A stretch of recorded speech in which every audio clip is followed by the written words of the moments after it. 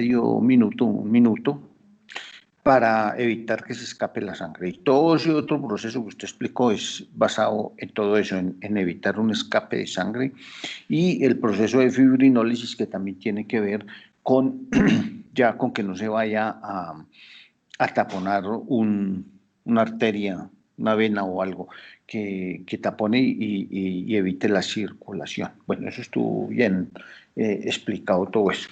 Bueno, entonces, usted termina ahí, Kevin. Sí, señor. Ya, bueno. Entonces, ¿quién otro quiere Yo, hablar? Joan ¿Yo? Sierra. ¿Quién? ¿Cómo? Joan Sierra, profe. Joan Sierra. Sí, señor. Bueno, ya comenzando en la introducción, ahí hablan sobre eh, qué es el isetionato de pentamidina, también los tratamientos que le dan y la administración, cómo es la administración. Bueno, entonces, como dice ahí, es un fármaco antimicrobiano que se usa o lo administran de forma parental o inhalada, ya sea por las fosas nasales o también utilizan como unos aparaticos para, bueno, para inhalar.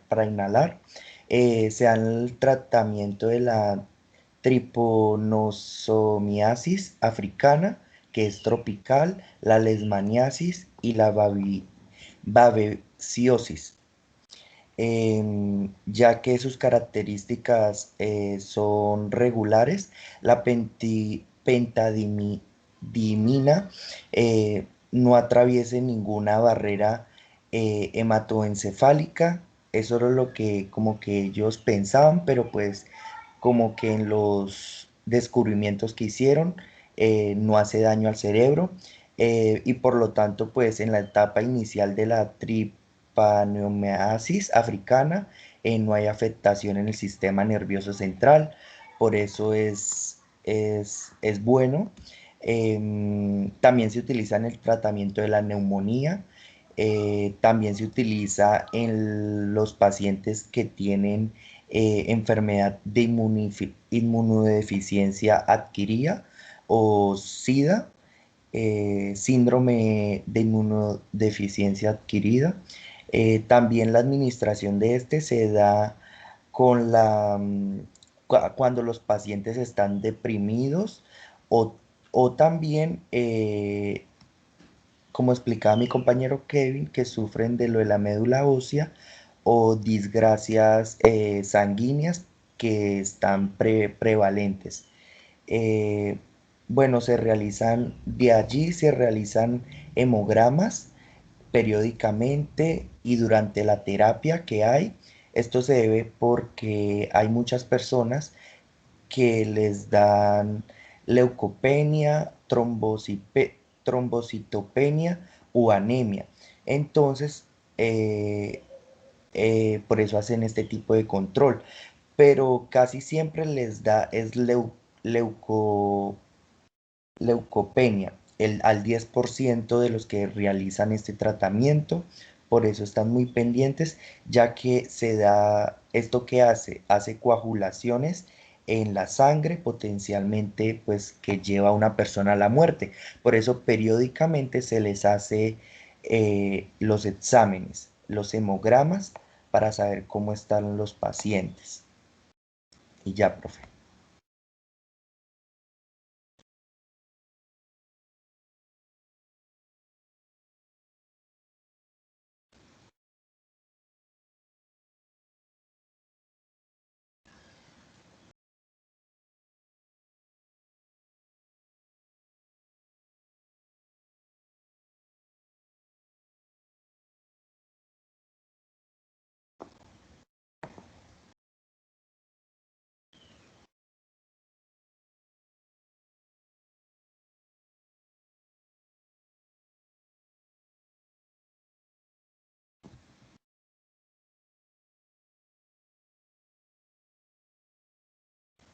Profe, no se le escucha. ¿Alguien más va a hablar? El siguiente. Profe, yo más que hablar quería como preguntarle en sí cuál es como la función total o cómo es el funcionamiento del factor XA en todo el proceso de anticoagulación. Es que ese está ligado en la membrana plasmática y está ligado en la formación de fibrina. Entonces, por eso ese tiene una ocupación alta en el momento de la coagulación. Por eso el factor se llama Stuart Power, si no estoy mal. El factor, el factor 10, que usted llama XA, vamos a mirarlo aquí vamos a mirar aquí el sistema de coagulación.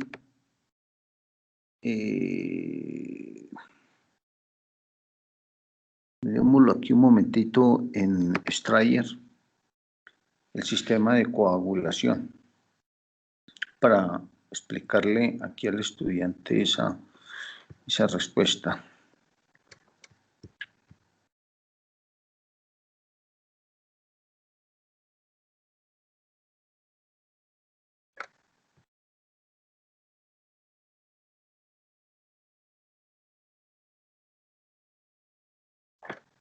Este es el sistema de coagulación del cual hablaba Kevin, ¿no? Él hablaba de la vía intrínseca y la vía extrínseca, que es la que está aquí, al lado derecho. ¿Sí están viendo la figura? Sí, señor. Sí, señor. Esto era lo que yo le decía que ustedes van a ver en bioquímica. Bueno, entonces tienen esas dos vías. Esas dos vías se encuentran en el factor 10, en el que el estudiante aquí llama factor XA. Ese se llama factor 10. Todos estos tienen factor 12, 11, 9, 10. Las dos vías se encuentran en ese factor, activando el factor 10 a factor activado. La X está por el factor 10 y cuando, como bien lo explicó Kevin, esto son simógenos que se activa el uno al otro en cascada, ¿no? Y el que tiene la XA es el que está activado. Esa pequeña A significa activado. Entonces, como vemos ahí, el factor 10 en complejo con el factor 5 activan la protrombina a trombina. Y la trombina es la que convierte el fibrinógeno a fibrina, que es lo que hablaba Kevin, de que esta fibrina es la que ya fortalece las plaquetas, o se suben las plaquetas como una malla para ya definitivamente escapar para que la sangre no se escape, no haya sangrados, ¿no? Entonces, la función de la que pregunta el estudiante de la XA es que en complejo con el factor 5 activan la protrombina a trombina, y la trombina es una de esas enzimas importantes en el sistema de coagulación, porque la trombina activa casi todas estas otras enzimas. Ella amplifica la coagulación, la señal de coagulación. Ella va y activa más de todos estos factores, los activa, y a su vez se autoactiva ella de protrombina a trombina. Entonces hay una explosión de trombina en ese sentido. Por eso es que normalmente cuando el paciente se va a anticoagular, le tiran es al factor 3. El factor 3, este es el factor 2, la protrombina. Le tiran, aquí hace falta pues mucho. Esto es un sistema de coagulación muy, muy sencillo. Aquí faltan muchísimas cosas. Esto es más pedagógico que otra cosa. Entonces, al paciente se le da heparina. ¿Por qué heparina? Porque la heparina activa el factor 3 y el factor 3 es el inhibidor de la trombina. Entonces, al activar la antitrombina, que se llama el factor 3, inhibe la trombina. Y entonces evita que ande por ahí activando todo el sistema de coagulación, amplificando la señal. Por eso es. Entonces, no sé si eso le sirva al estudiante de respuesta o todavía no le queda clara? Sí, profe, ya. Muchas gracias. Listo, bueno. ¿Quién más va a hablar?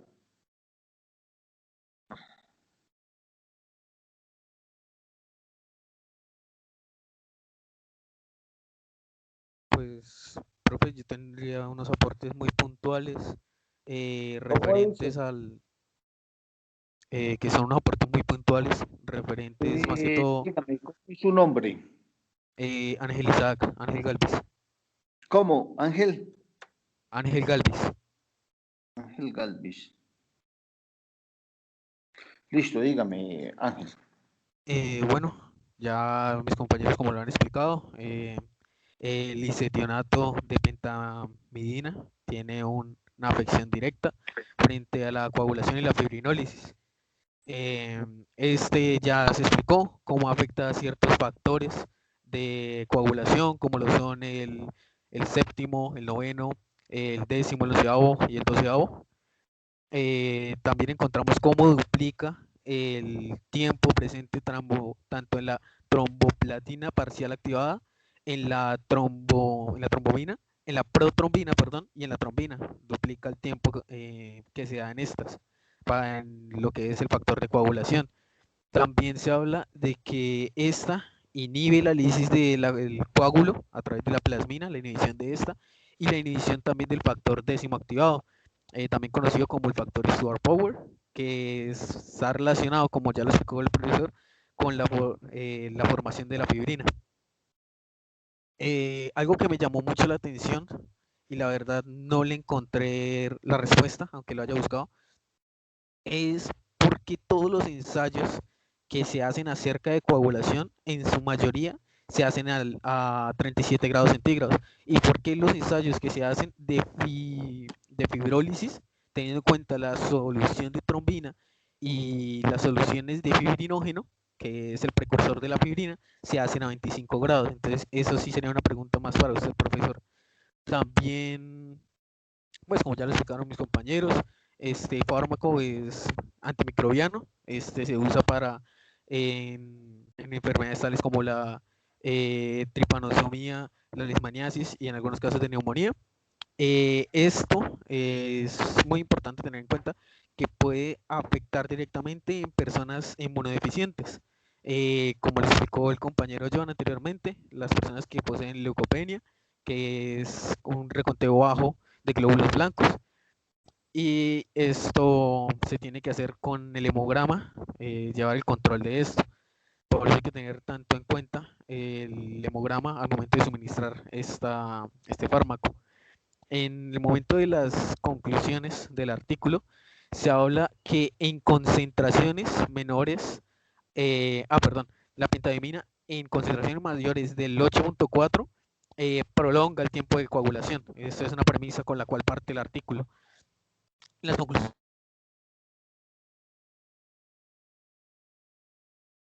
que duplica el tiempo de coagulación en lo que es la PTT y la protrombina. Y en concentraciones mayores a 150 micromoles se duplica el tiempo de la trombina. Y también finaliza explicando cómo es que hace la inhibición del décimo factor de coagulación. Eh, Termina lanzando como unas preguntas, yo los tomé como más bien preguntas, que son, ¿qué se puede sacar de estos análisis? Y en uno de estos es que se tiene que hacer un nuevo diseño de fármacos en los tratamientos de estas enfermedades microbianas que se nombraron anteriormente. Y también se habla de cómo esto afecta o cómo el uso de ese fármaco afecta de manera un poco más incidente en personas o en pacientes con problemas tanto renales y hepáticos. Y esto se da porque a través de esos medios es que se realiza la eliminación de la pentamidina. Y ya eso sería todo. Ya, bueno, usted tenía ahí unos cuestionamientos en cuanto al el motivo por el cual se hacía 37 grados, Sí, ¿sí? señor. Bueno, lo normal es hacer estos experimentos a 37 grados, porque esa es la temperatura corporal. Ese es el medio normal en que se encuentran las enzimas. Entonces, a 37 grados, pues es lo normal para hacerlo. Si usted hace un estudio de alguna proteína a nivel fisiológico, pues lo normal es hacerlo a 37 grados. Pero ya cuando se trata de enzimas, normalmente lo vamos a ver en bioquímica en enzimas, y ustedes probablemente ya lo vieron en otros lados, que todos los experimentos a nivel internacional se hacen a un pH de 7, a una atmósfera y a 25 grados centígrados. Casi todas esas constantes que usted va a encontrar a nivel mundial son hechas de esa forma, bajo esos tres parámetros. Ya cuando uno trabaja en el laboratorio con una enzima o eso, muchas veces trabaja a 25 grados. Es pues como costumbre, claro. Pero en realidad, debería de hacerse a 37 grados porque, como le digo, esa es la temperatura corporal. Ok, entonces como es in vitro, es que se realiza a 37 grados como para asimilar las condiciones del cuerpo, ¿sí? Fisiológica, sí. Las Y se condiciones hace fisiológicas. con soluciones tampón también que son fisiológicas o muy parecidas a las fisiológicas. Ok, Hmm. listo, sí, señor, muchas gracias. ¿Quién más va a hablar? Ese fue Ángel Galvis. ¿Quién más va a hablar?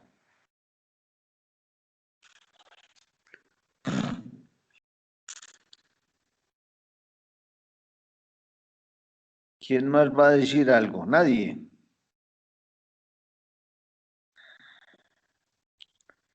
Bueno, si nadie va a decir nada, pues Profesor, qué pena, una pregunta, sí. ya también relacionada con lo mismo que son, por así decirlo, las conclusiones. Y es que hace una aclaración un poco extraña el mismo artículo. Espera, la busco porque la verdad se me perdió en un momento.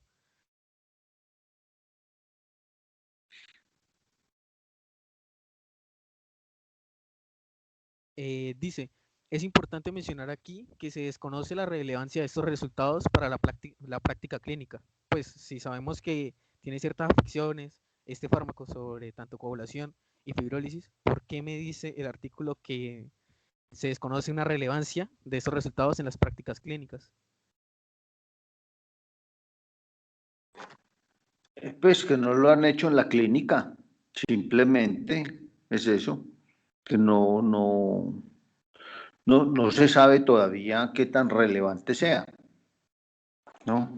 O pueda llegar a ser. Eso habría que ejecutarlo, ¿no? Para poder saber. Pero ¿cuál es su inquietud ahí? Pues si sabemos, no, ya, realmente ya se me aclaró, porque si sabemos que son en casos muy reducidos de personas que son tratadas con este medicamento que presenten estas enfermedades de inmunodeficiencia, eh, pues por esas razones que dirán que no encuentra como una relevancia realmente en los resultados frente a las prácticas clínicas. Hmm. Bueno, ¿alguien más que quiera hablar? Esta ecuación que tienen aquí más arriba, esa ecuación, esta ecuación nos la encontramos en bioquímica, cuando veamos el capítulo 8. Ahí vamos a encontrar esa ecuación. La ecuación tiene que ver, es la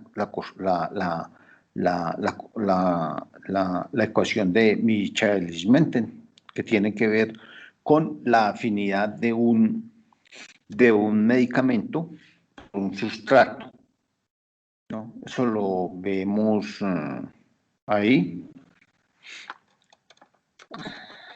Esta ya la vimos, la otra ecuación que hay ahí en química, que es la determinación del...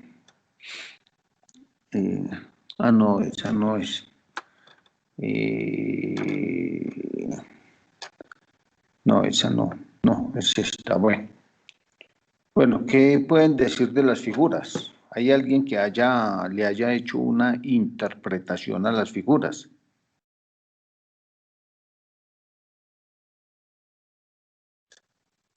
Por ejemplo, esa de qué habla. ¿Qué es eso?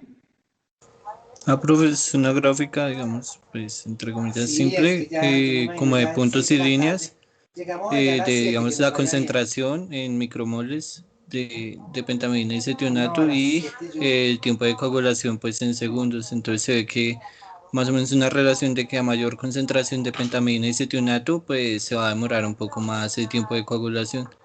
Entonces ahí están los diferentes factores, digamos, espera, estos son los factores de la cascada, los cuales son pues APTT, es el tiempo de activación parcial de la tromboplastina, PT es el tiempo que se demora en activar, o sea, el tiempo que dura la protombina, y TT el tiempo de la protombina ya activada. Entonces pues ahí es básicamente como analizar eso bien los datos para poder sacar conclusiones pues de ahí en adelante.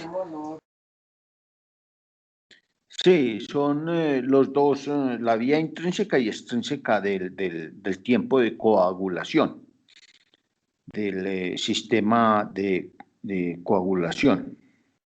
Eh, sí, y entonces ahí vemos que el tiempo el APTT es el que más se, se prolonga cuando la pentamidina se le aplican concentraciones elevadas, micromolares, ¿no? Entonces, y el tiempo del tiempo de trombina, el TP, lo tenemos el PET y tenemos el TT. Es que menos el tiempo de tromboplastina, el que menos se altera es precisamente el TT, en ese caso. Bueno, ¿qué más? ¿Esta tabla de qué habla?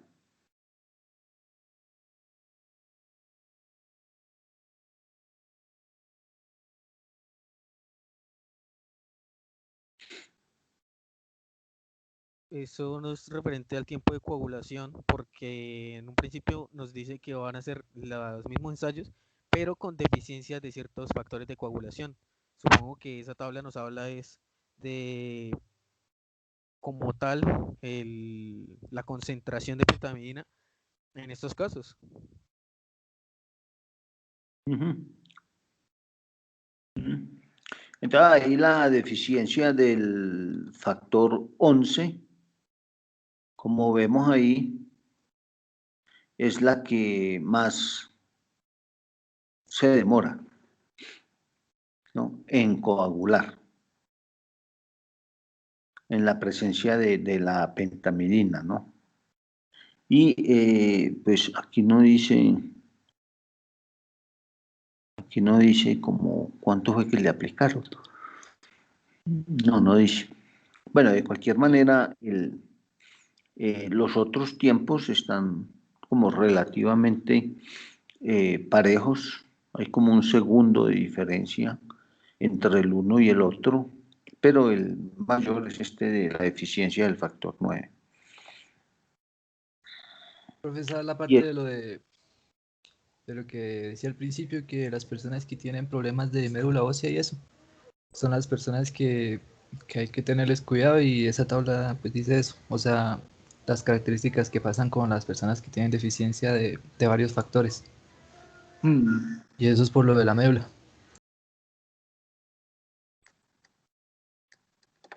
bueno, y esta figura, ¿de qué nos habla?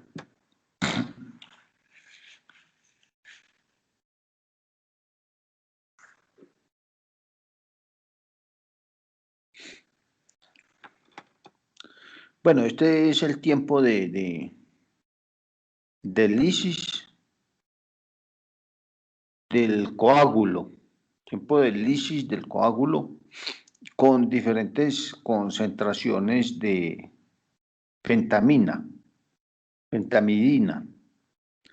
Entonces lo que vemos ahí es que el tiempo de lisis empieza a bajar después de cierta concentración de pentamidina y baja bastante y luego se estabiliza de nuevo. O sea que el tiempo de lisis disminuye cuando utilizamos pentamidina. Disminuye y disminuye más o menos considerable. ¿Esa tabla de qué habla?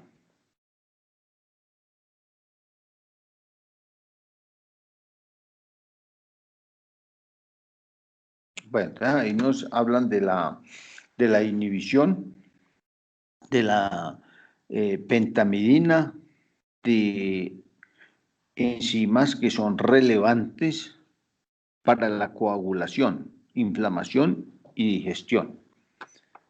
El efecto que tiene sobre estos sistemas. Y entonces ahí vemos el factor 10,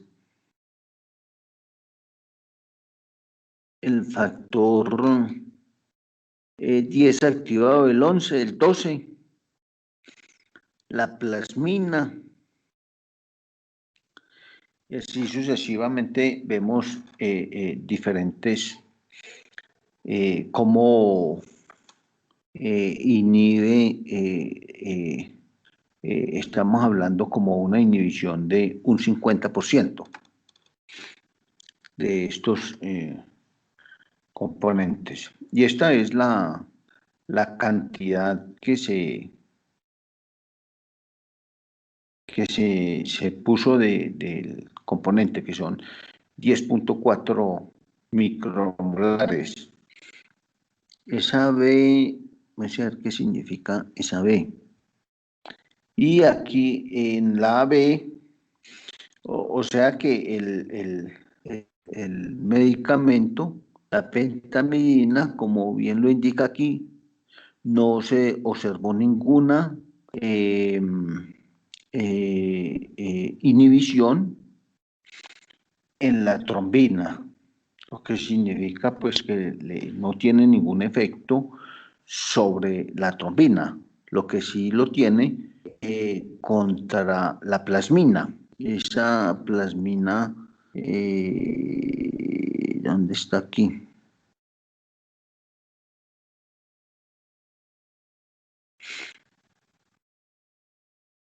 Bueno, ahí no la veo. Él tiene un efecto sobre la plasmina y la Es la quinta, tripsina, profesor, porque ambas pertenecen. ¿Cómo dice? que si no es la quinta. La quinta. ¿Cómo así la quinta? En la Uno, tabla no dos, está de tres, quinta la cuatro, cinco. plasmina. Sí, está de quinta y está la tricina y la quimotricina. Todos estos tres enzimas pertenecen a la misma familia, la familia de las serinoproteasas. Así, aquí está la trombina, la elastasa, el factor 13A, la quimotripsina, ¿no? Y así. Ella inhibe esas enzimas, como ya bien se dijo, digestivas y hidrolíticas del sistema de coagulación.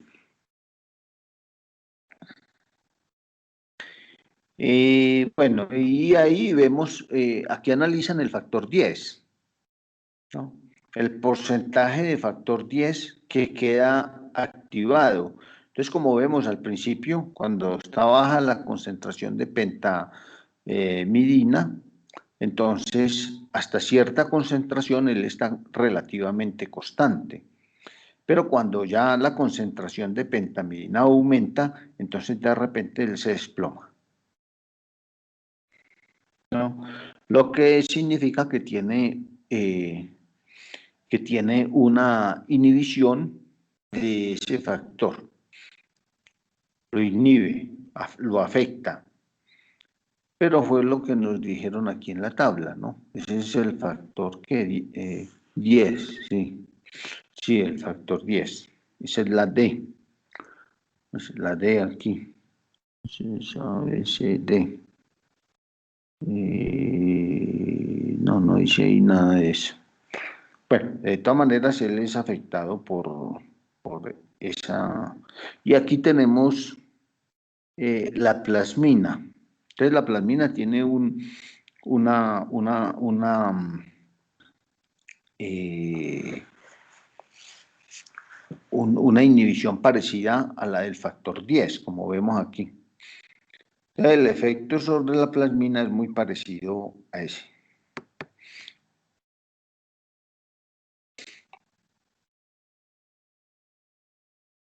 Bueno, ¿qué nos indica? Entonces, con base a estos datos que están aquí, entonces ellos lo que dicen es que en el sistema de coagulación que vemos aquí, donde el factor 10 se activa tanto de la vía extrínseca como de la vía intrínseca, allí se encuentran las dos vías, y ese factor 10, como vemos, entonces es inhibido o bloqueado por esa pentamidina.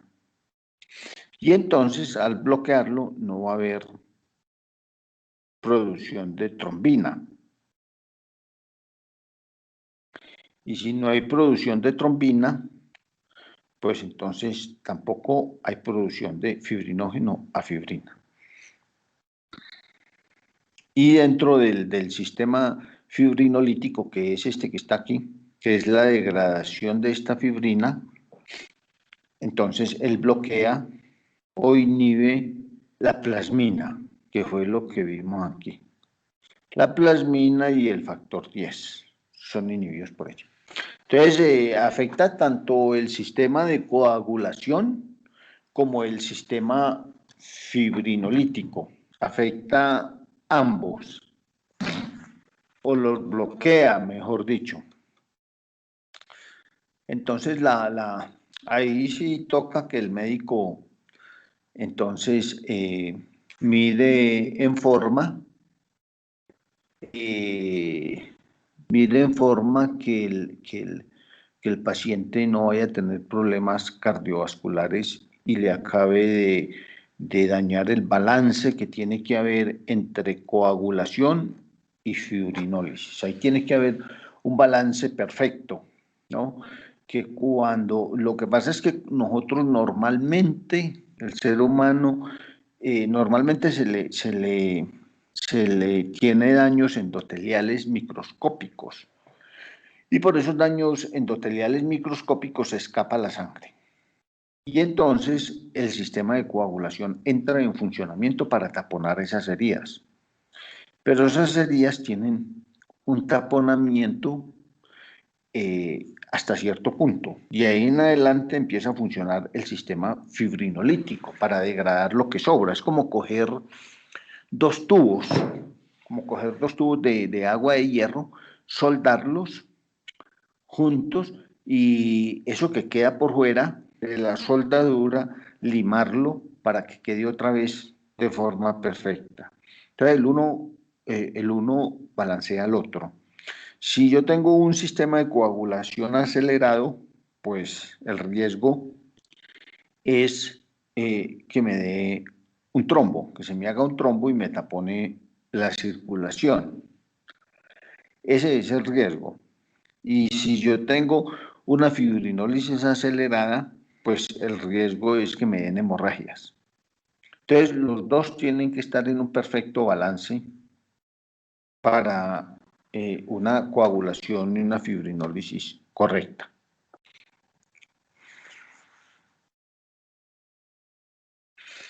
Bueno, esta figura ¿de qué nos habla?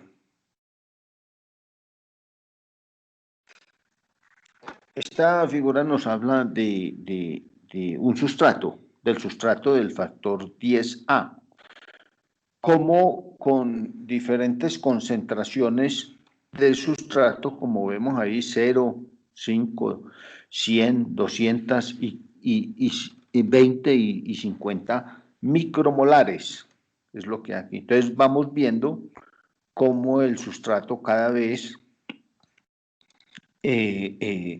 activa más o hidroliza más ese sustrato. Curvas como esta, típicas de esta, las vemos en enzimas. Por eso le pusieron la ecuación aquí, porque esa misma ecuación que hay ahí es la que vamos a ver en enzimas, cuando veamos el capítulo 8 de Strayer el próximo semestre. Entonces vamos a ver de que estas enzimas que obedecen la ley de Michaelis-Menten. Entonces, cuando la concentración sube, ellas van hidrolizando más y más sustrato. Pero llega un momento en que no importa cuánto sustrato usted le eche. Ella llega a una velocidad máxima y ahí no trabaja más rápido. Hay enzimas que convierten en un segundo 2 o 3 moléculas de sustrato a producto. Y hay otras enzimas que convierten 1.000.000 de moléculas de sustrato a producto en un segundo. Todo eso lo vemos en enzimas el próximo semestre. Y entonces esto demuestra que estas enzimas obedecen la ley de Michaelis-Menten. Dicen también estas enzimas que el factor 10 es específico para ese sustrato. Lo mismo aquí con la plasmina. Y entonces ahí vemos lo mismo, que la plasmina con las diferentes concentraciones va aumentando la cantidad de moléculas que convierte hasta que finalmente, como vemos ahí, ella se desvía de una línea. Esto debería de ser así lineal, pero no, entonces ella se desvía, lo que significa que a cierta concentración de sustrato, la enzima tiene todos los sitios activos ocupados y trabaja a máxima velocidad. Entonces, miremos un momentito esta ecuación que habíamos visto aquí para que ustedes se familiaricen un poco más con ella. Entonces, miren, ahí ustedes ven una velocidad máxima, eso es lo que les hablaba.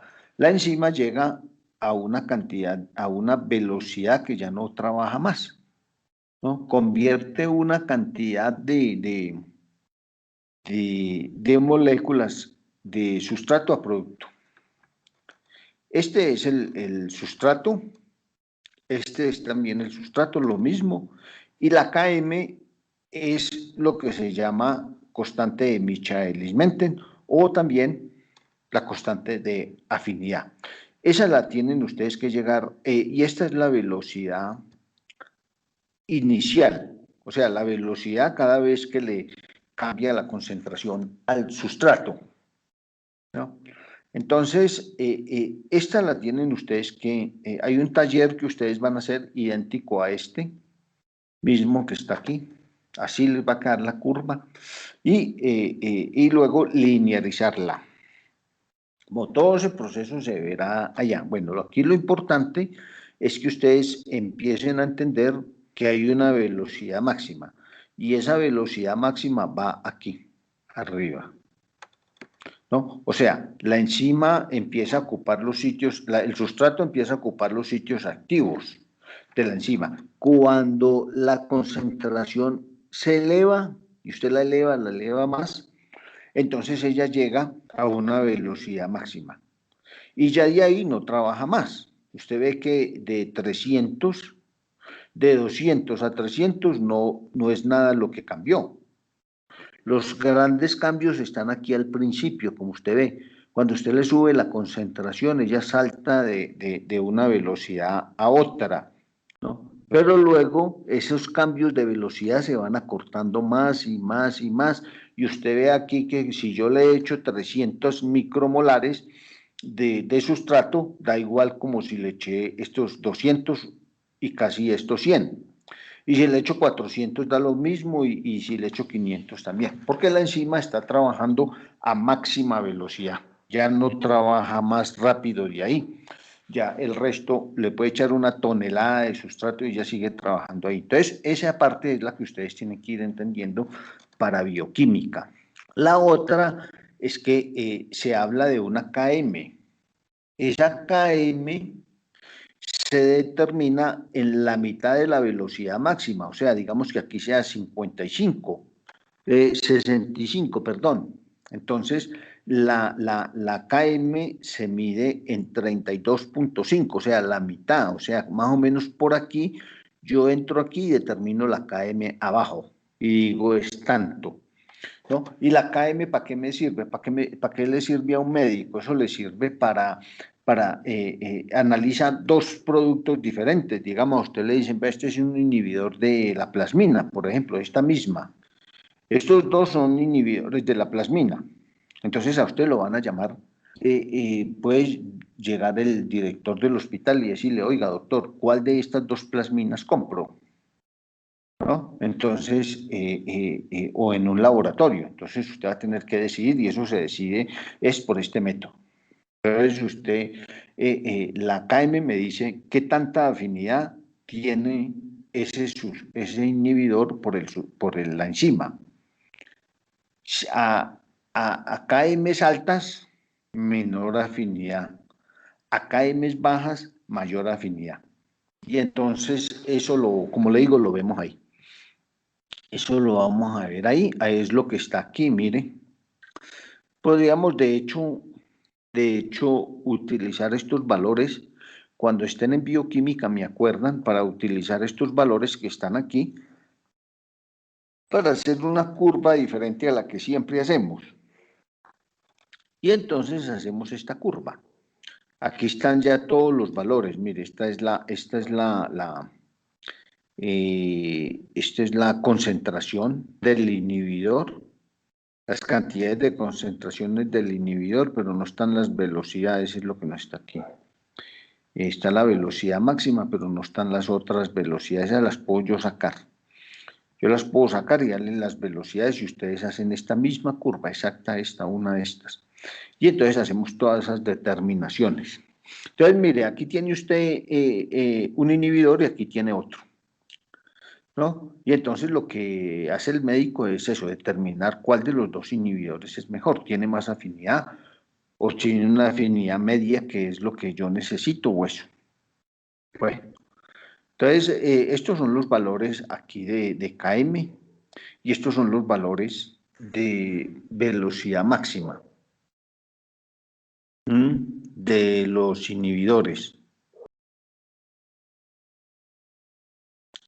¿Y qué más le puedo yo decir?